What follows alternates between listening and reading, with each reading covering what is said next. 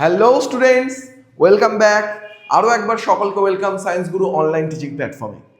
আমি তোদের আকাশ স্যার নিয়ে চলে এসেছি আজকে এবিটিএ ম্যাথামেটিক্সের আরও একটি পেজ।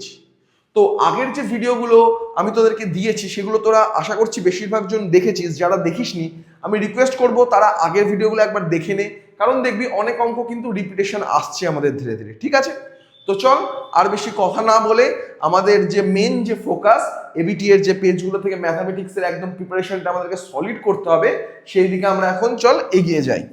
চলো শুরু করা যাক আজকের ক্লাস তাহলে।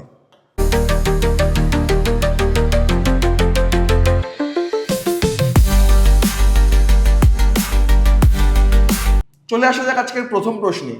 একটি গ্রামের বর্তমান জনসংখ্যা পি, প্রতি বছর জনসংখ্যা বৃদ্ধির হার 2% হলে n বছর পর জনসংখ্যা হবে। তাহলে দেখ n বছর পর কত হবে, আমাদের ফর্মুলা কি? a equal to P plus P into 1 plus r by 100 to the power n। তাহলে এখানে পি কত বলেছে? পি এর জায়গায় এখানে পি বলেছে, আর এর জায়গায় কত বলেছে? 2r বলেছে, by 100 to the power n। তাহলে দেখ কেটে গেলে কত হচ্ছে? 50 হচ্ছে। তাহলে অ্যান্সার কত আসছে? P into 1 plus r by 50 to the power n। আর এখানে দেখ যেটা দেওয়া আছে সেগুলোর মধ্যে তাহলে কোনটা দেখ ঠিক হচ্ছে? এইটা দেখ ঠিক হচ্ছে, P into 1 plus r by 50 to the power n। Okay, clear. Next অঙ্ক দেখো। একটি ধনাত্মক সংখ্যা এ, একটি ধনাত্মক সংখ্যা দিয়ে তোকে এটা দিয়ে দিয়েছে, তাহলে এ এর মান বার করতে হবে। কি দিয়ে দিয়েছে আমাদেরকে? এ ইজ একটা সমানুপাত দিয়ে দিয়েছে, A is to 27/64 double is to 3/4 is to A. তার মানে আমরা কি জানি, এর ক্ষেত্রে প্রথমের সাথে চতুর্থ আর দ্বিতীয়র সাথে তৃতীয়কে ইকুয়াল হিসেবে লেখা যায়। তার মানে দেখো আমরা কি লিখতে পারবো? এ ইন্টু এ সমান সমান এ স্কোয়ার ইকুয়াল টু হচ্ছে 27/64 ইন্টু 3/4। তার মানে এ ইকুয়াল টু কি হবে?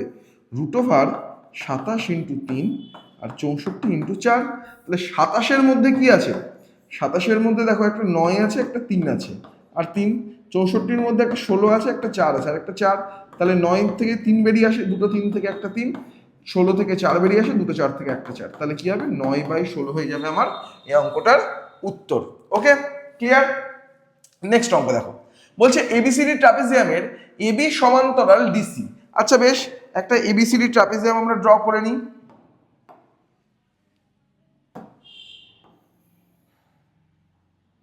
বেশ হলো, একটা এবিসিডি ট্রাপিজিয়াম ড্র হয়ে গেছে। তাহলে কি বলেছে? এবি সমান্তরাল ডিসি। তাহলে এবি সমান্তরাল ডিসি। ওকে হলো, বেশ। এডি ও বিসি বাহুর ওপর পি ও কিউ এমন একটি দুটি বিন্দু এমন ভাবে অবস্থিত যে পি কিউ সমান্তরাল সিডি। তার মানে পি এখানে ধর আছে, কিউ ধরো এখানে আছে, তার মানে এটা এমন ভাবে অবস্থিত এটার সাথে এটা সমান্তরাল। বেশ, তাও হলো।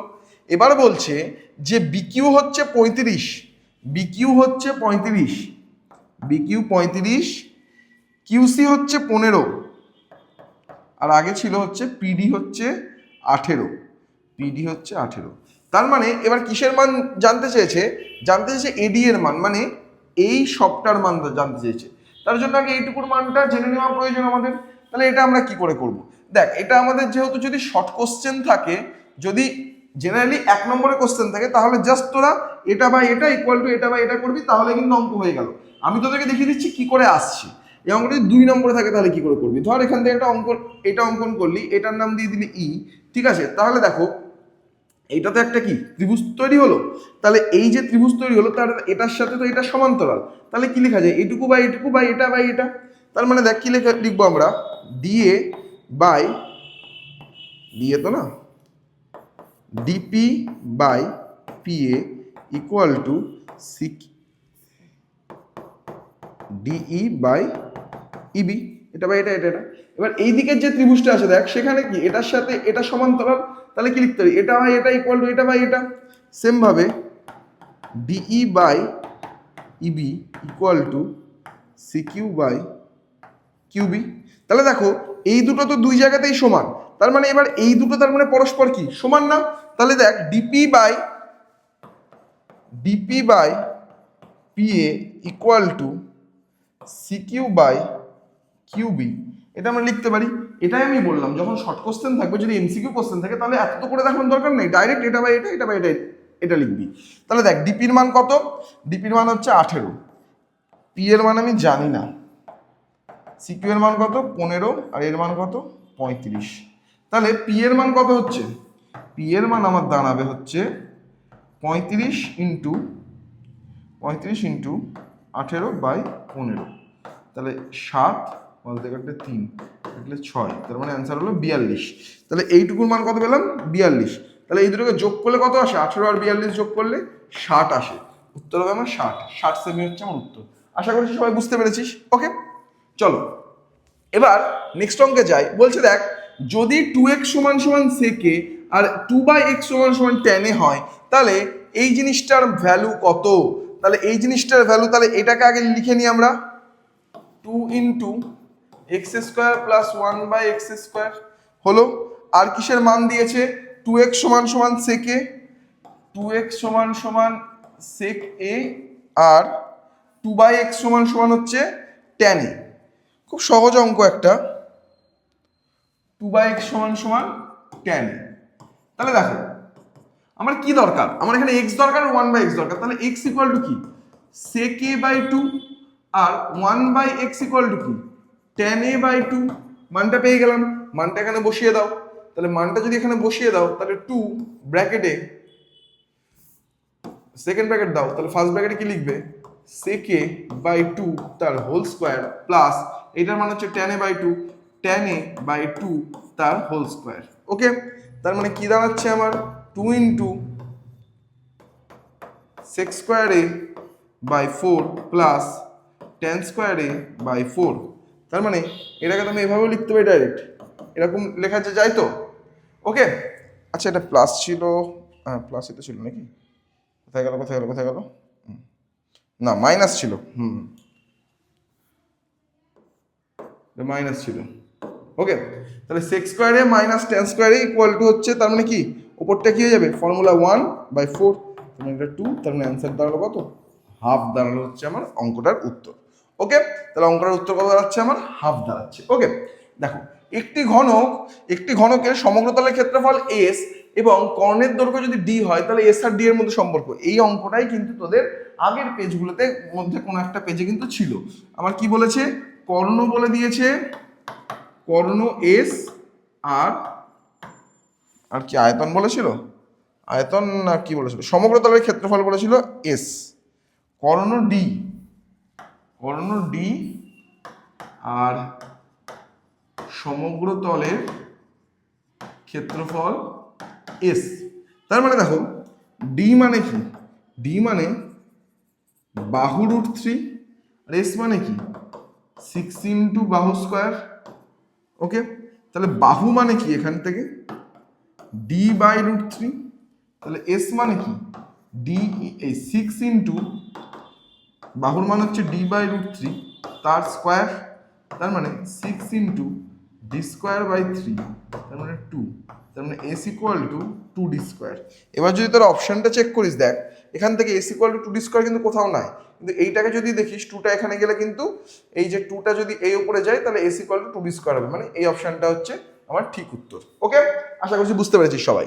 নেক্সট 1 2 3 8 10 8 এগুলো দিয়ে দিয়েছে, ধর বলেছে সংখ্যাগুরু মান কি। তাহলে সংখ্যাগুরু মান বার করার জন্য কোনটা বেশি আছে দেখো, আমরা চোখের দেখায় যদি দেখি 8 কতবার আছে, 1 বার 2 বার 3 বার 4 বার 5 বার, 5 বার আছে, 8 আছে হচ্ছে আমার 5 বার। ওকে নেক্সট আর কি আছে বেশি, 3 আছে অনেকবার, দেখ 3 আছে, তাহলে 1 বার 2 বার 3 বার, তার বেশি নাই, ঠিক আছে গেল। 2 কতবার আছে, 1 বার 2 বার 3 বার, তাও ঠিক আছে 10 নাই, তাহলে হচ্ছে 8ই হচ্ছে আমার সংখ্যাগুরু মান। তাহলে 8ই বেশি বার আছে, তাহলে 8 যেহেতু 5 বার আছে তাহলে সংখ্যাগুরু মান হয়ে গেল আমার 8 হলো। খুব সহজ অঙ্ক। নেক্সট চলে আসো শূন্যস্থান পূরণে চলে আসো। শূন্যস্থান পূরণের প্রথম শূন্যস্থান কি বলছে, বলছে 1 বছরে আসল ও সুদাসলের অনুপাত হচ্ছে 8:9, বার্ষিক সুদের হার না সুদের হার হতো এটা, যাই হোক কত হবে। তাহলে এই আসলটা কত বলেছে, আসলটা 8 মানে আসলটাকে আমি 8x ধরতে পারি, সুদাসল 9 মানে সুদাসলটাকে আমি 9x ধরতে পারি। তাহলে আসল যদি 8x হয়, সুদাসল যদি 9x হয়, তাহলে সুদ কত হবে রে, সুদ মানে i ইকুয়াল টু কত হবে 9x - x মানে হচ্ছে এই 9x - 8x মানে হচ্ছে x টাকা হবে না? তাহলে কি বার করতে বলেছে? সুদের হার বার করতে বলেছে। তাহলে r ইকুয়াল টু কি 100 ইন্টু i, ফর্মুলাটা আমি একবার লিখছি তোদের যাতে মনে থাকে বারবার, পিটি।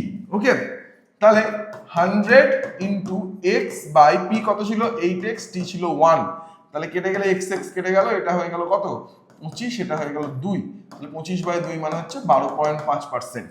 তাহলে অ্যান্সার ইজ 12.5%। ওকে,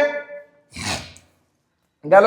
এবার দেখো বলছে তিনটি ক্রমিক সমানুপাতি ধনাত্মক সংখ্যার গুণফল 64, তাহলে তাদের মধ্য সমানুপাতিটা কত?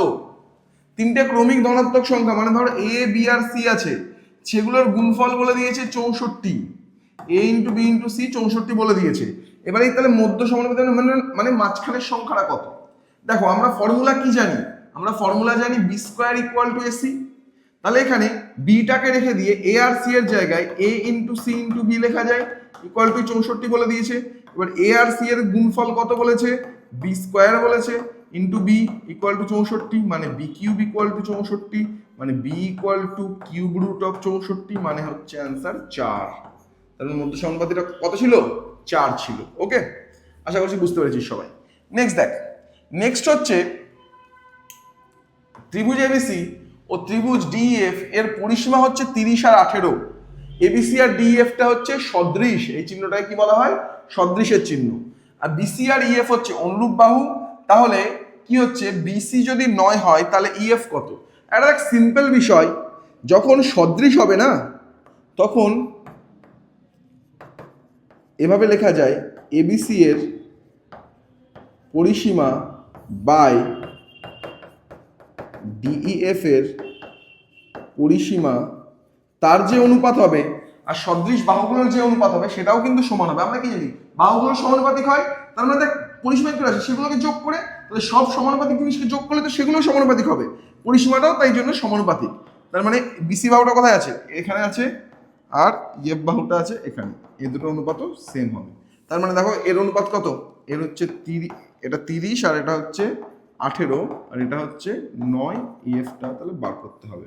তার মানে ইএফ ইকুয়াল টু 9 ইন্টু 18/30, 6 দিয়ে কাটলে 5, 6 দিয়ে কাটলে 3, 27/5 মানে হচ্ছে 5.4 সেমি। Answer is 5.4 semi. বুঝতে পেরেছিস? যখনই পরিসীমা দিয়ে থাকবে, দেখ বাহু দিয়ে থাকলে তো কোনটা বাই কোনটা করতে হয় তোরা জানিস, পরিসীমা দিয়ে থাকলে দুটো যদি সদৃশ ত্রিভুজ থাকে তাহলে দুটোর পরিসীমার যে অনুপাত আর যে অনুরূপ বাহুদ্বয়ের অনুপাত সেটা কিন্তু আমরা সমান হয় লিখতে পারি। ওকে, নেক্সট দেখো, নেক্সট কি বলছে? নেক্সট হচ্ছে 4/sec² থিটা, জায়গা নেই, একটা পেজ অ্যাড করে নিই। হ্যাঁ চলো, কি বলছে? 4/sec² theta, 4/sec² theta plus 1/1 plus cot² theta, 1/1 plus cot² theta plus 3 sin² theta, 3 sin² theta, এটার মান কত? তাই তো? চলো, তাহলে কি বলছে? আমরা কি জানি sec² কার উল্টো? এটা হয়ে যাবে 4 cos² থিটা। এখানে কি হয়ে যাবে? 1 প্লাস cot² থিটার ফর্মুলা কি? cosec² theta minus cot² theta equal two 1।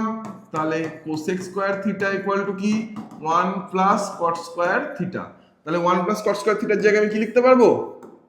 cosec² theta plus 3 sin² theta. তার মানে এবার 1 প্লাস cosec² মানে কি? cosec কার উল্টো রে? cosec হচ্ছে আমার sin² থিটার উল্টো, cosec² থিটাটা। তাহলে 3 sin² থিটা, তাহলে কতগুলো হয়ে গেল? 4টে হয়ে গেল না? তাহলে 4 cos² theta plus 4 sin² theta, তাহলে কি হলো? 4 কমন চলে গেলে sin² theta plus cos² theta, তার মানে 4 into 1, answer is 4। Okay, clear? Next কি বলছে? তাহলে অ্যান্সার কত আসলো আমার এখানে? 4 আসলো অ্যান্সার। ওকে, একটি লম্ববৃত্তাকার চোঙের ব্যাসের দৈর্ঘ্য 3 সেমি, উচ্চতা 4 সেমি হলে চোঙের ভিতরে সর্বাপেক্ষা কতগুলি যে দণ্ড রাখা যাবে তার দৈর্ঘ্য কত? দেখো একটা চোঙ যদি এরকম থাকে না, এটা একটা চোঙ, তাহলে দেখো এর যে দাগটা এর উপর সর্বাপেক্ষা দণ্ড রাখবো মানে কি, একদম এই কর্নার থেকে এই কর্নারে যে দ্বন্দ্বটা আমি রাখবো।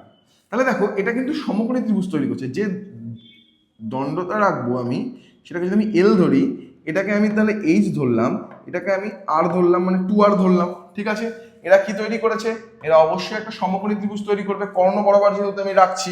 তাহলে এখানে কি কি বলে দিয়েছিল, এখানে আমার বলে দিয়েছিল হচ্ছে 3 সেমি হচ্ছে ব্যাস, 4 সেমি হচ্ছে উচ্চতা। 3 হচ্ছে ব্যাস, তাহলে এটা হচ্ছে 3, এটা হচ্ছে 4। আমরা খুব কমন ভাবে জানি এটা যেহেতু অতিভুজ, তাহলে L square equal to 4 square plus 3 square, তার মানে কত, এটা 25 আসবে আমরা জানি। এটা রুট যদি করে দিই আমরা এল এর মান, তাহলে এর মান কত হয়ে যাবে, 5। তাহলে যে স্টিকটা আমি রাখতে পারবো তার দৈর্ঘ্য কত হবে, 5 সেমি হবে, ঠিক আছে। ক্রমবিচ্যুতি পদ্ধতিতে বিন্যস্ত রাশিতত্ত্বের যৌগিক গড় নির্ণয়ের সময় সকল রাশির শ্রেণীদৈর্ঘ্য কি থাকে, রাশির শ্রেণীদৈর্ঘ্যগুলো কি হয় যখন আমরা যৌগিক গড় নির্ণয় করি, তখন আমাদের অলওয়েজ কিন্তু সমান হয়। ওকে, চলো নেক্সট পেজে যাওয়া যাক। চলে আসি আমরা সত্য মিথ্যায়। সত্য মিথ্যার প্রথম কোশ্চেনটা কি বলছে দেখ, বলছে আরো একটা কথা আমি বলে দিই, যখনই পরীক্ষায় সত্য মিথ্যা থাকবে সেটা কিন্তু সত্য মিথ্যাই লিখবে, কখনো কিন্তু ট্রু ফলস, টিক ক্রস এই জিনিস কিন্তু লিখতে যাবে না। এই জিনিস করলে কিন্তু তোমাদের নম্বর কাটা যাবে, ঠিক আছে, সেটা কিন্তু ম্যান্ডেটারি রাখবে। আর দেখবে মাধ্যমিকের সময় একটা ইনস্ট্রাকশন থাকবে, এই জিনিসগুলো কিন্তু যে পরে করবো বলে পেছন পাতায় করবে সেই জিনিস করবে না, কিন্তু শর্ট কোশ্চেন কিন্তু অলওয়েজ খাতার প্রথমে তোমরা রাখবে, এটা যেন ভুল না হয়। এটা কিন্তু ইনস্ট্রাকশনে তোমাদের দেওয়া থাকবে, সেই ভুলটা যেন কখনো তোমরা না করো। ওকে, চলো বার্ষিক R% চক্রবৃদ্ধি সুদে x টাকার n বছরের সুদ এই টাকা হবে। দেখি তাহলে সুদ মানে হচ্ছে, আগে সুদ আসলটা বার করে নি আমরা, তাহলে p ইন্টু, আচ্ছা p টাকার তো না x টাকার বলেছে, x into 1 plus r by 100 to the power n, এটা হলো x বছরের সুদ আসল। তাহলে সুদটা কত হবে, সুদ আসল থেকে আসলটা বাদ দিয়ে দিলেই সুদ হয়ে যাবে। তাহলে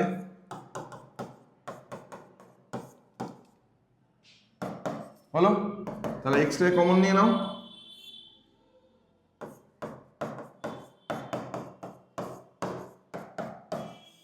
ওকে।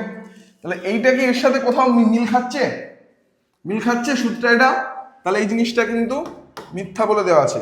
তার মানে 1 নম্বর কোশ্চেন কি বলা আছে, মিথ্যা বলা আছে। 2 নম্বর, চলো 2 নম্বর বলছে একটি লম্ববৃত্তাকার শঙ্কুর উচ্চতা ব্যাসার্ধ তির্যক উচ্চতা সর্বদা সমকোণী হয়। শঙ্কু, এটা শঙ্কু, উচ্চতা তির্যক উচ্চতা ব্যাসার্ধ সমকোণী ত্রিভুজ উৎপন্ন করে, নিশ্চয় করে স্যার, তাহলে এটা সত্য। ওকে, নেক্সট দেখ, নেক্সট হচ্ছে এক্স ভ্যারিজাস হচ্ছে X varies as Z, X varies as Z আর ওয়াই ভ্যারিজাস জেড, তাহলে এইটা হবে কিনা, এক্স ওয়াই ভ্যারিজাস জেড হবে কিনা এটা। তাহলে দেখো এক্স ইকুয়াল টু k1z আর ওয়াই ইকুয়াল টু k2z, তাহলে x y equal to k1z into k2z, তার মানে k1 k2 z স্কোয়ার। তাহলে এই জিনিসটাকে যদি আমি ধ্রুবক ভেদে কনভার্ট করি, তাহলে এখানে জেড স্কোয়ার, তাহলে এটা কি আছে, জেড স্কোয়ার আসছে, তার মানে এটা জেড ছিল, তার মানে এটা মিথ্যা বলা ছিল, ঠিক আছে। ওকে, চলো নেক্সট বলছে 10 সেমি ব্যাসার্ধ বিশিষ্ট একটি বৃত্তে কোনো জ্যা কেন্দ্রের সমকোণ উৎপন্ন করে, তাহলে জ্যাটির দৈর্ঘ্য হবে 5 সেমি। মানে কি বলতে চাইছে, 10 সেমি ব্যাসার্ধ বিশিষ্ট একটা বৃত্ত, একটা এখানে 5 সেমির এখানে একটা জ্যা আছে, ঠিক আছে, সেটা কেন্দ্রে গিয়ে একটা সমকোণ তৈরি করেছে। তাহলে এটা যদি সমকোণ হয়, বাহু কত বলেছে, 10 10 বলেছে। তাহলে একটা কমন জিনিস ভাব, এই যে যদি ব্যাসার্ধ যদি 10 হয় আর এটা যদি 5 হয় বলছে, এটা তাহলে কেন্দ্রে আবার সমকোণ তৈরি করেছে। সমকোণের বিপরীত বাহুটা হচ্ছে অতিভুজ, ভূমির দৈর্ঘ্য আর লম্বের দৈর্ঘ্য 10 আর অতিভুজের দৈর্ঘ্য 5, এটা কি হওয়া পসিবল, এটা তো হওয়া পসিবল না, করে দেখারই প্রয়োজন নেই আমার আর, এটা মিথ্যাই বলেছে, ঠিক আছে। ওকে, নেক্সট 5 কি বলছে, 5 বলছে হচ্ছে যদি আলফাটা 0 সমান বা বড় হয় বা 90 সমান বা ছোট হয়, তাহলে sec square alpha plus cos square alpha এর সর্বনিম্ন মান কত। সেক স্কোয়ার আলফা আর কস স্কোয়ার আলফা এর সর্বনিম্ন মান বার করতে গেলে এটাকে আমাদেরকে হোল স্কোয়ারের ফর্মুলায় নিয়ে আসতে হবে। তাহলে এখানে কি আছে sec square alpha plus cos square alpha, এর মান 2 দেওয়া আছে, এটা আমাকে যাচাই করে দেখতে হবে সত্য না মিথ্যা। তাহলে এটাকে আমরা কি বলেছি, যখনই আমরা আগের ভিডিওতে আলোচনা করেছি সর্বনিম্ন মান নিয়ে কথা বলবো, তাহলে a plus B whole square minus 2ab আর a minus B whole square plus 2ab মধ্যে সবসময় এই ফর্মুলাটা ইউজ করবো, কারণ কি এই জিনিসটা শূন্য হওয়া সম্ভব। তাহলে যেহেতু সর্বনিম্ন বলেছে, ঠিক আছে, তাহলে কি লিখবো sec square alpha, sec alpha plus plus তো না মাইনাস মাইনাস কস আলফা তার whole square minus 2 sec alpha cos alpha. 2 sec alpha cos alpha কত হয়ে যাবে, এটা প্লাস হতো,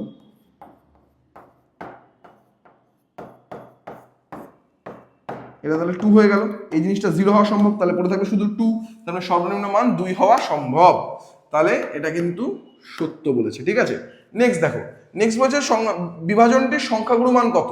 সংখ্যাগুরু মান কোনটা হয়, উপরের তথ্যটা হয়, কিন্তু 1 আছে 3টে, 2 আছে 6টা, 3 আছে এটা, 4 আছে 7টা, এটা এটা বলেছে 3, তার মানে এই জিনিসটা ভুল।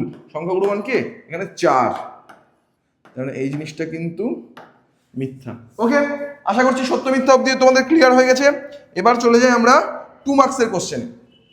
2 মার্কসের কোশ্চেনগুলোর ক্ষেত্রে আমি কিন্তু বারবার বলছি, তোরা হয়তো অনেকে যদি স্কিপ করে ভিডিওটা দেখিস, তোরা হয়তো জাস্ট অঙ্কের সমাধানটা দেখে নিচ্ছিস, কিন্তু পরীক্ষার খাতায় কিন্তু সেটুকু করে আসলে কিন্তু হবে না। আমি কিন্তু করানোর সময় অনেক সময় বলে দিই জায়গাটায়, এই জায়গাটায় লেখাটা এরকম হবে, সেই লেখাগুলো কিন্তু লেখাটা খুব মাধ্যমিকে প্রয়োজন।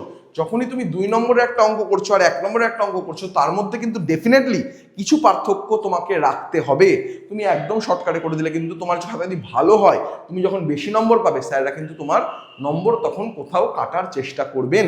সেই জিনিসটা কিন্তু তোমরা সবাই মাথায় রেখে কাজ করবে। ওকে, চলো 4-এর 1 নম্বর কোশ্চেন কি বলছে, কোনো এক ব্যবসায়ী এবিসি এর মূলধনের অনুপাত হচ্ছে 1/x 1/y 1/z।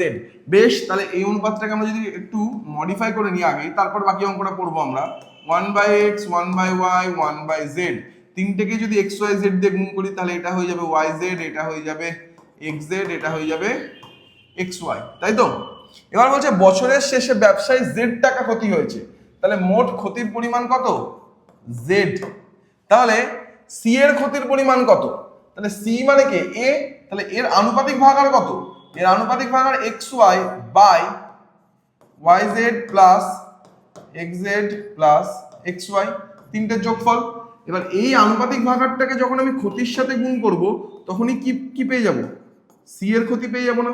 তাহলে কত হবে, xy এর সাথে z গুণ হলে xyz by xy plus yz plus zx, এটা হয়ে গেল আমার অ্যান্সার। ওকে, আশা করছি ক্লিয়ার হয়ে গেছে তোদের সবার অঙ্কটা। এবার দেখ, বার্ষিক সরল সুদের হারে 4% থেকে 3.34% হলে অমলবাবুর বার্ষিক আয় এত টাকা কমে, তাহলে অমলবাবুর মূলধন কত ছিল। বার্ষিক সরল সুদের হার এত থেকে যদি এত পার্সেন্ট হয়, বার্ষিক সরল সুদের হার আগে ছিল 4%, এখন ছিল এটা। তাহলে দেখ, নর্মাল যদি আমরা বলি আই ইকুয়াল টু কি পিটিআর বাই 100, তাহলে আগে কত ছিল, 4%-এর জন্য কি ছিল, তাহলে পি ইন্টু 1 4/100, তাহলে 25, পি বাই 25 ছিল আগে, তাই তো।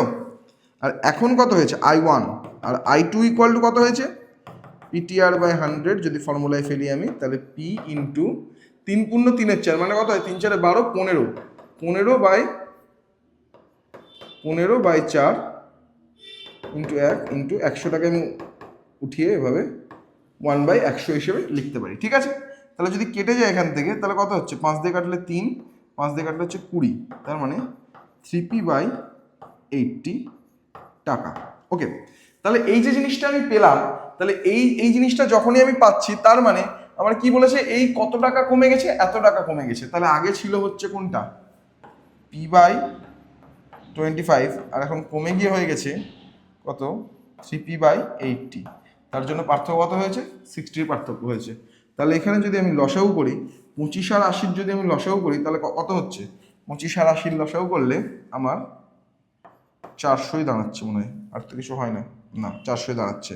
তাহলে এখানে এটা দিয়ে ভাগ করলে হচ্ছে 16p minus 5 15p equal to 60, তাহলে p ইকুয়াল টু 60 × 400, মানে হচ্ছে 24,000 টাকা তার মূলধন ছিল।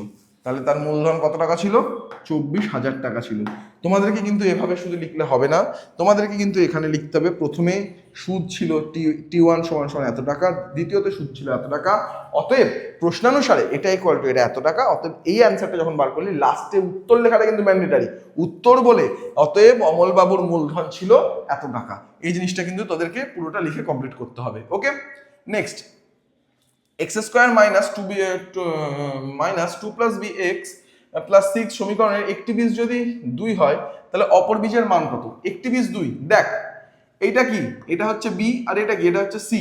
তাহলে একটি বীজ 2, একটা বীজ 2 আর একটা বীজকে আমি ধরে নিচ্ছি আলফা, তাহলে বীজদ্বয়ের গুণফল 2 আলফা ইকুয়াল টু কি? C by A, C K 6, এ কে 9, তাহলে 2 আলফা সমান সমান 6, তাহলে আলফা সমান সমান কত হলো? 3 হয়ে গেল না? তাহলে অ্যান্সার কত পেয়ে গেলাম? অ্যান্সার হচ্ছে আমার 3, তাই তো? আর বীজদ্বয়ের যোগফল দিয়ে যদি আমি করে দেখতাম এটাকে, তাও দেখ বীজদ্বয়ের যদি আমি যোগফল দিয়ে এখানে করতাম, বীজদ্বয়ের যোগফল সমান সমান minus B by A, minus B মানে মাইনাস এখানে আছেই, তার মানে এ তো নাই, তাহলে এখানে 2 প্লাস বি, আচ্ছা আচ্ছা আচ্ছা মান কত, তাহলে এখানে কি হতো দেখ, আলফার মান যেহেতু 3, দেখ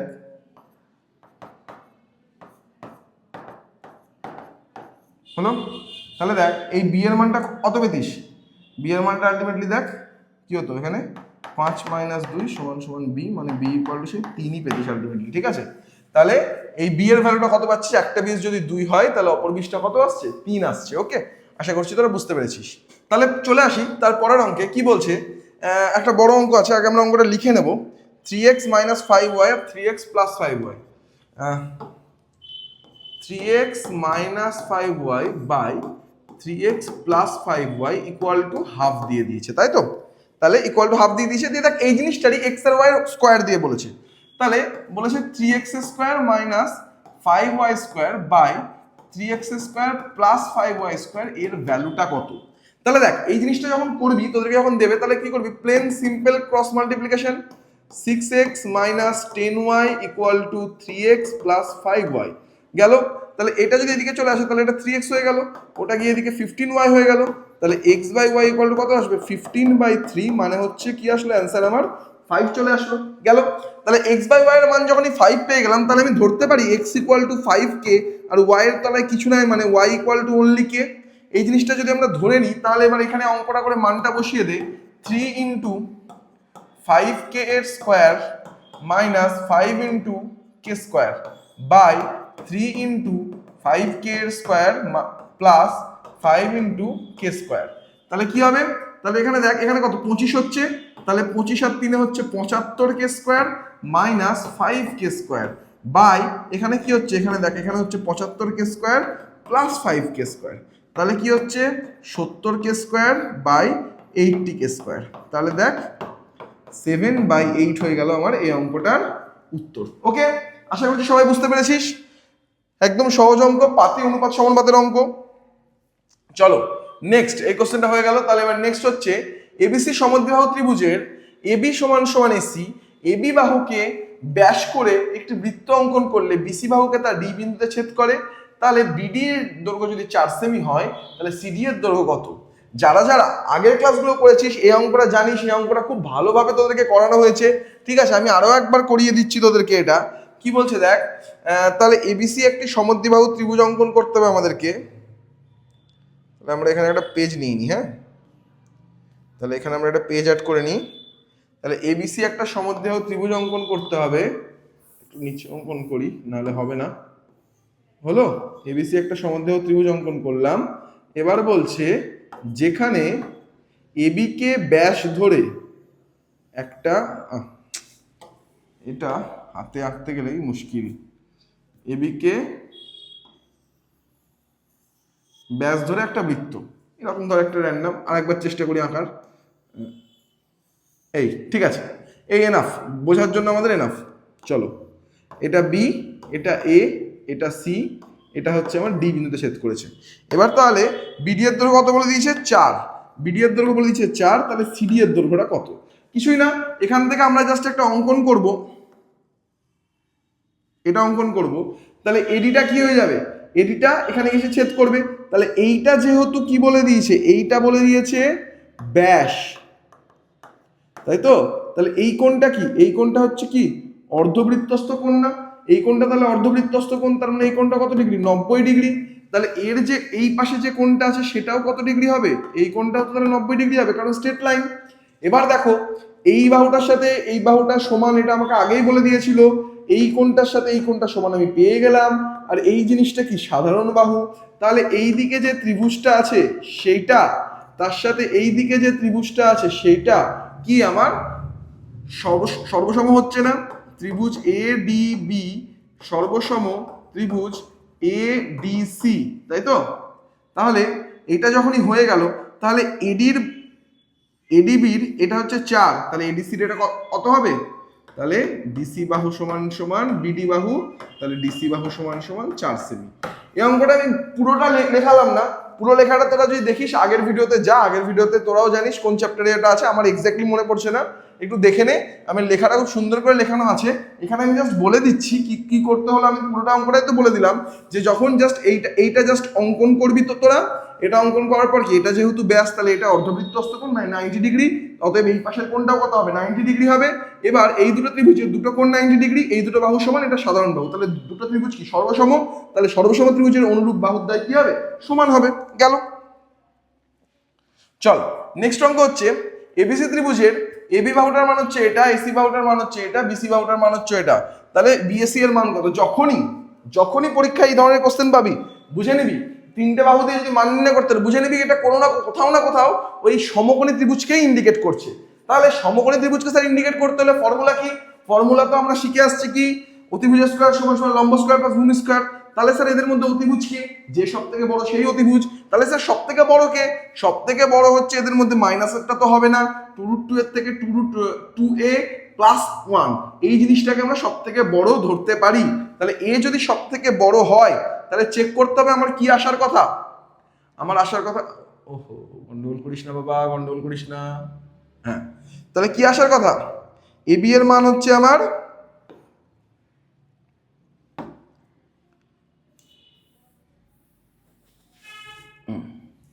তাহলে এবি এর মান কত বলেছে, এবি এর মান বলেছে 2a - 1, তাই তো, এবি এর মান 2a - 1, এসি এর মান হচ্ছে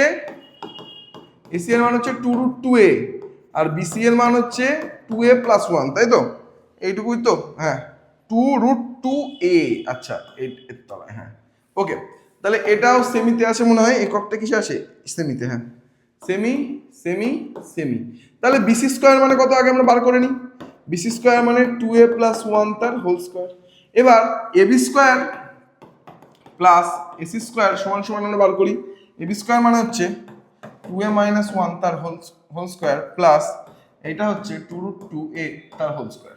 ওকে, তার মানে আলটিমেটলি কি দাঁড়াচ্ছে, তার মানে দাঁড়াচ্ছে 2a - 1 তার হোল স্কয়ার প্লাস 2 এর স্কয়ার কত 4, এর এইটাকে করলে কি হয় 2 হয়ে যায়, তার মানে এইটা দাঁড়াচ্ছে 8, আর এটা রুটের থেকে বেরিয়ে আসে 8a হয়ে গেল।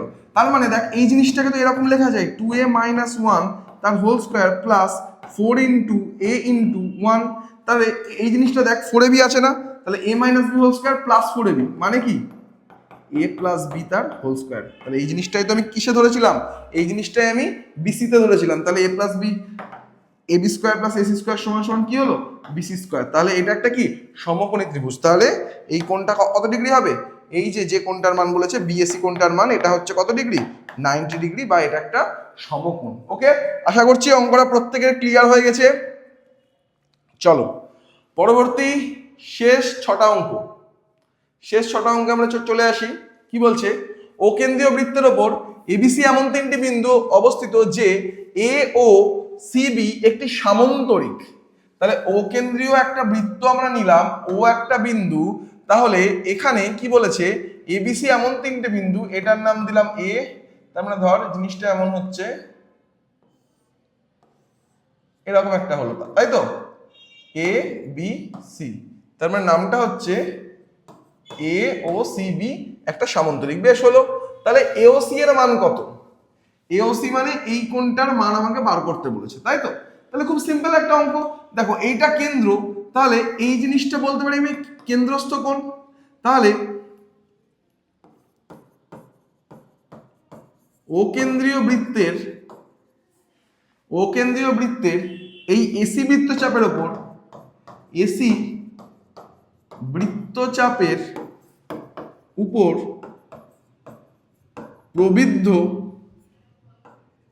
প্রবৃদ্ধ যে এওসিটা আছে না, সেকে কেন্দ্রস্থ কোণ, ও এই যে কোণটা এবিসি কি বৃত্তস্থ কোণ। ক্লিয়ার? একদম আশা করছি ক্লিয়ার হয়ে গেছে। তাহলে এইটা কেন্দ্রস্থ কোণ, এইটা বৃত্তস্থ কোণ। এবার দেখো এই যে কোণটা, এই কোণটাকে তাহলে যদি আমি ধরে নিই ABC equal to X degree, অতএব প্রবৃদ্ধ A O C equal to 2x degree. তাহলে এবার এই কোণটা কত হবে? এটা যদি x হয় তাহলে এই কোণটাও তো x ডিগ্রি হবে। কেন? কারণ এখানে দেখো এবিসি আর এওসি হচ্ছে সামান্তরিকের বিপরীত কোণ। তাহলে এটা x ডিগ্রি, এটা x ডিগ্রি, তাহলে এটা x, এটা 2x, তাহলে এই মোট কোণটার সমষ্টি কত? 2x plus x degree equal to হচ্ছে 360। তার মানে x ইকুয়াল টু কত? 360, এদিকে 3, তার মানে কত আসছে অ্যান্সার? 120 ডিগ্রি। তার মানে এই যে কোণটা এওসি তার মান কত দাঁড়াচ্ছে? তার মান দাঁড়াচ্ছে 120 ডিগ্রি। আশা করছি আমরা সবাই বুঝতে পেরেছি। গেল এই অঙ্কটা আমাদের গেল। এবার নেক্সট হচ্ছে একটি ঘনবস্তুর নিচের অংশ অর্ধগোলক ও উপরের অংশ লম্ববৃত্তাকার শঙ্কু। মানে দেখ এই নিচের অংশটা হচ্ছে আমার অর্ধগোলক আর উপরের অংশটা হচ্ছে আমার লম্ববৃত্তাকার শঙ্কু। তাহলে বলেছে যদি দুই অংশের তলের ক্ষেত্রফল সমান হয়, তলের ক্ষেত্রফল বলতে কি এই তলটা কিন্তু তখন এক্সিস্ট করে না, এই পুরোটাই একটা ঘনবস্তু। তাহলে উপরে কত? এটা হচ্ছে আমার কত? পাই আর এল, আর এটা হচ্ছে আমার 2 পাই আর স্কয়ার। ওকে, তাহলে এই দুটো সমান বলে দিয়েছে। তার মানে কি বলতে পারি আমি? তার মানে আমি বলতে পারি দেখ pi R L equal to pi R square, 2 pi R square, sorry 2 pi R square. এবার কি বলেছে? ব্যাসার্ধ আর শঙ্কুর উচ্চতার মধ্যে অনুপাত। শঙ্কুর উচ্চতা তো নেই, এল আছে, তাহলে আমরা কি জানি? L equal to root over H square plus R square, তাই তো? Root over H square plus R square. তাহলে এইচ আর আরটাকে নিয়ে আসার জন্য কি করব? Pi R root over H square plus R square. Okay, clear? সমান সমান হচ্ছে 2 পাই আর স্কয়ার। দুই দিকে এবার স্কয়ার করে দাও, তাহলে কি হবে?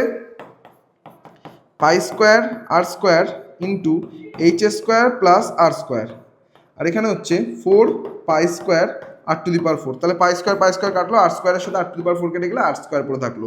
তাহলে এইচ স্কয়ার এদিকে থাকলো, আর একটা আর স্কয়ার 4 আর স্কয়ারের সাথে এদিকে আর স্কয়ারটা বিয়োগ হয়ে গেল, তাহলে কি হয়ে গেল? 3 আর স্কয়ার হয়ে গেল। তার মানে দেখ h square by r square equal to শুধু 3/1 পড়ে থাকলো। তাহলে এইচ বাই আর সমান সমান কি? রুট ওভার 3/1, তার মানে রুট 3/1। তাহলে অনুপাতটা কত? রুট 3:1। কিন্তু দেখ এখানে ব্যাসার্ধের দৈর্ঘ্য আর উচ্চতা, আগে ব্যাসার্ধের দৈর্ঘ্য তারপরে উচ্চতা, তাহলে 1:√3 হবে এই অঙ্কটার উত্তর। ওকে, আশা করছি বোঝা গিয়েছে। তাহলে গেল আমাদের অঙ্কটা। নেক্সট বলছে একটি ঘনকের মধ্যে সর্বাপেক্ষা যে গোলকটি রাখা যাবে তার ব্যাসার্ধের দৈর্ঘ্য বলেছে 2√3। তাহলে ঘনকটির আয়তন কত হবে? তাহলে একটা ঘনকের মধ্যে যদি একটা ধর একটা ঘনক, এটাকে আমরা সাইড থেকে দেখি, এর মধ্যে যদি একটা বৃত্তকে বা বৃত্ত বলছি কেন, গোলককে রাখতে হয়, তাহলে কি এই কর্নারটা সেটা থাকবে। তাহলে এর ব্যাসার্ধ বলছে কত? 2√3। তাহলে এর ব্যাসার্ধ যদি 2√3 হয় তাহলে ব্যাস কত হবে? 4√3 হবে। তাহলে 4√3 যদি ব্যাস হয় তাহলে এই বর্গক্ষেত্রের বাহুর দৈর্ঘ্য কত হবে? 4√3 হবে। তাহলে বর্গক্ষেত্রে কি চেয়েছে আমাকে? বর্গক্ষেত্রে চেয়েছে আমাকে এই আলটিমেটলি মানে ঘনক, এক সাইড থেকে দেখছি বলে বর্গক্ষেত্র মনে হচ্ছে, ঘনকটির আয়তন তার মানে 4√3 তার হোল কিউব, তার মানে 4 × 4 × 4 × 3√3, তার মানে হচ্ছে কত? 64 × 3√3, তার মানে হচ্ছে 3 × 4 = 12, হাতে আছে 1, 1 হচ্ছে 18, 19, 192√3 ঘন। একক কি ছিল? আমাদের একক ছিল সেমি। তাহলে এত ঘন সেমি, এটা গেল আমার এই অঙ্কটার উত্তর। ওকে, এটা কিন্তু তোমাদেরকে লিখতে হবে যে একটা যখন আমরা বর্গক্ষেত্রে এই ঘনকের মধ্যে কোনো গোলককে আমরা রাখি, তাহলে গোলকটির ব্যাসের দৈর্ঘ্য ঘনকটির বাহুর দৈর্ঘ্যের সাথে সমান হয়, এই লাইনটা কিন্তু লিখতে হবে। ঠিক আছে, যখন আমরা ঘনকের বাহু ইকুয়াল টু গোলকের ব্যাস, যখন আমরা কোনো গোলককে গণকের মধ্যে রাখি, এই কথাটা কিন্তু আমাদেরকে লিখতে হবে। ওকে, নেক্সট কি বলছে দেখ, নেক্সট বলছে tan 4 theta equal two tan 6 theta equal two 1 into tan 6 theta 1 হলে তাহলে থিটা এর মান কত? tan 4 থিটা এ তো অনেকবার করেছি আমরা, tan 4 theta into tan 6 theta equal two যদি 1 হয় তাহলে এটাকে কি পূরক কোণের আকারে কি লেখা যায়? tan থিটা এই tan 90 minus 4 theta into tan theta এই tan 6 থিটা ইকুয়াল টু 1, তার মানে এটা কি হবে cot 90 minus 4 theta into tan 6 theta equal two 1। আবার আমরা কি জানি tan 6 থিটার সাথে আবার আমরা জানি tan 6 theta into cot 6 theta equal two 1 হয়। তার মানে cot 6 থিটার সাথে cot 90 মাইনাস 4 থিটার মানটাকে আমরা কম্পেয়ার করতে পারবো এখানে। তাহলে এখানে কি লিখবো? cot 90 minus 4 theta equal two হচ্ছে cot 6 থিটা, ঠিক আছে? তার মানে 90 মাইনাস 4 থিটা ইকুয়াল টু হচ্ছে 6 থিটা। তাহলে এটা যদি ওদিকে চলে যায় তাহলে হয়ে যাবে দেখ tan থিটা ইকুয়াল টু 90, তাহলে থিটা ইকুয়াল টু কত? 9 ডিগ্রি। থিটার ভ্যালু আমি কি পেয়ে গেলাম? তাহলে 9 ডিগ্রি হচ্ছে থিটার মান। এই ধরনের অঙ্ক কিন্তু আমরা বারবার পেজগুলোতে রিপিটেশন পাচ্ছি, তাই এই অঙ্কগুলো কিন্তু খুব ইম্পর্টেন্ট দিয়ে আমাদের মন দিয়ে করতে হবে। ওকে, নেক্সট অঙ্কটা কি বলছে? নেক্সট অঙ্কটা হচ্ছে r cos theta equal two 2/3 r sin theta equal two হচ্ছে 2। তাহলে থিটা আর r উভয়ের মান নির্ণয় করতে হবে, তাই তো? তাহলে r cos থিটা বলেছে হচ্ছে 2/3। আচ্ছা, এবারে চলে যাই, r cos theta equal to 2/2√3 আর r sin থিটা হচ্ছে আমার 2। তাহলে এটাকে সিম্পল কিছুই না, r sin theta by r cos theta করে দে, তাহলে কি দেখ 2/2√3 হয়ে যাবে, তাই তো? 2 কেটে যাবে, আর কেটে যাবে, তাহলে কি হবে? tan theta equal two 1/√3। তার মানে tan theta equal two tan 30 degree, তাহলে থিটা ইকুয়াল টু 30 ডিগ্রি। এবার আর এর মানটা বার করার জন্য দেখ r sin থিটা, তাহলে sin 30 লেখ ইকুয়াল টু 2, তাহলে sin 30 ভ্যালু কত? 1/2 ইকুয়াল টু 2। তার মানে r ইকুয়াল টু হচ্ছে 2 ইন্টু 2, তার মানে হচ্ছে 4 হচ্ছে আমার r এর ভ্যালু। তাহলে থিটার মান 30 ডিগ্রি, r এর ভ্যালু হচ্ছে 4। ওকে, খুব সহজ অঙ্ক গেল। নেক্সট কি ছিল? নেক্সট হচ্ছে আমার ইউআই ইকুয়াল টু, এই অঙ্কটাও কিন্তু ওদেরকে আমি আগের চ্যাপ্টারে করিয়েছি, সেম অঙ্ক করিয়েছি। UI equal to xi minus 25/10, UI equal to xi minus 25/10। তাহলে এটা থেকে আমরা কি বুঝতে পারছি? xi এর সাথে যেটা বিয়োগ হয় সেটাই হচ্ছে a বা কল্পিত গড়, আর 10টা হচ্ছে কি আমার h। তাহলে এবার fi ui কত? 20 আর fi হচ্ছে 100। তাহলে সামেশন অফ fi ui হচ্ছে আমার 20 আর fi হচ্ছে আমার 100। তাহলে এই জিনিসটা যদি হয় তাহলে হচ্ছে আমার কি হবে? ফর্মুলা কি? x বার করতে বলেছে, a into summation of fi ui by summation of fi into h। তাহলে a হচ্ছে কত? a হচ্ছে আমার এখানে 25 into summation of fi ui হচ্ছে 20, fi হচ্ছে আমার 100 বাই ইন্টু হচ্ছে আমার 10। তাহলে এখানে কেটে গেল 2 হচ্ছে, অ্যান্সার হয়ে গেল আমার 27। তাহলে চলো আমাদের এই পেজটা তাহলে আপাতত এই অঙ্কটা অ্যান্সার চলে আসলো, x বার ইকুয়াল টু 27। এই পেজটা তাহলে আমাদের এখন কমপ্লিট। তাহলে আমাদের এবিটিএ টেস্ট পেপারের আরও একটা পেজ কমপ্লিট হয়ে গেল। আশা করছি এই চ্যাপ্টারের অঙ্কগুলো খুব ভালোভাবে তোরা বুঝতে পেরেছিস। যদি কোথাও অসুবিধা হয়, কোথাও অঙ্ক বুঝতে অসুবিধা হয়, তাহলে আমাকে কমেন্ট করে জানা, আমি অবশ্যই প্রবলেমগুলো সলভ করার চেষ্টা করব। তো আশা করছি তোরা যেভাবে ভিডিওগুলো দেখে আসছিস সেই ভিডিওটা সেভাবে দেখবি, সেভাবে সাপোর্ট করবি। আর আগের ভিডিও যারা দেখিসনি তারা কিন্তু দেখাটা শুরু করে দে, ভালো করে ভিডিওগুলো দেখ, কারণ দেখবি একই অঙ্ক কিন্তু বারবার রিপিটেশন হচ্ছে। তাহলে তোমাদের সাথে দেখা হচ্ছে আমার পরবর্তী ক্লাসে। আর অঙ্কর প্রিপারেশনের সাথে সাথে লাইফ সায়েন্স আর ফিজিক্যাল সায়েন্সের প্রিপারেশনও এই চ্যানেলে জোর কদমে চলছে। তার সাথে সাথে তোরা life science, physical science, math, তাহলে তিনটের প্রিপারেশনই খুব ভালোভাবে তোরা করতে শুরু কর। তাহলে আমার সাথে তোদের আবার দেখা হবে পরবর্তী ক্লাসে। রেগুলার যেভাবে ক্লাস আসছে ততক্ষণের জন্য ভালো করে ফাটিয়ে সবাই অঙ্ক কর। দেখা হচ্ছে পরের ক্লাসে।